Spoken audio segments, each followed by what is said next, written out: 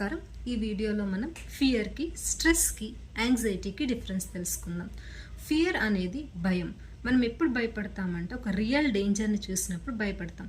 For example, ఒక lion వచ్చిందనుకోండి, దాన్ని చూసి మనం భయపడతాం. ఎందుకంటే లయన్ వల్ల మనకి రియల్ డేంజర్ ఉంది, అది మనల్ని చంపి తినేయచ్చు. నెక్స్ట్ వన్ వచ్చేసి స్ట్రెస్. స్ట్రెస్ అంటే ఒత్తిడి.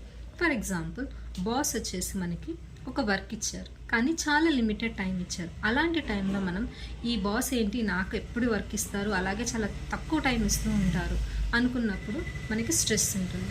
అదేవిధంగా మనం పాజిటివ్గా ఆలోచించామనుకోండి, బాస్ నాకు ఇంత తక్కువ టైంలో ఇంత పెద్ద వర్క్ ఇచ్చాడంటే నేను చేయగలను అనే నమ్మకం తనకుంది కాబట్టి ఇచ్చాడు అనుకుంటే స్ట్రెస్ అనేది ఉండదు. నెక్స్ట్ వన్ వచ్చేసి యాంగ్జైటీ. పాస్ట్ గురించి కానీ ఫ్యూచర్ గురించి కానీ ఓవర్ థింక్ చేసినప్పుడు వచ్చే సిమ్టమ్స్ని మనం యాంగ్జైటీ అంటాం. ఈ యాంగ్జైటీ సిమ్టమ్స్ ఎలా ఉంటాయి అని అంటే హ్యాండ్స్ షేకింగ్ కానీ, షివరింగ్ కానీ, స్వెట్టింగ్ కానీ, బాడీ మొత్తం కోల్డ్ కానీ వామ్ కానీ అవ్వచ్చు. హార్ట్ బీట్ చాలా పెరిగిపోతుంది.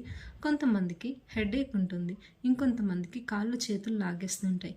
కొంతమంది కొన్నిసార్లు చాలా నంబ్గా అయిపోతూ ఉంటారు. సో ఫియర్ అనేది రియల్ డేంజర్. స్నేక్ని చూస్తే మనకి కలిగేది ఫియర్.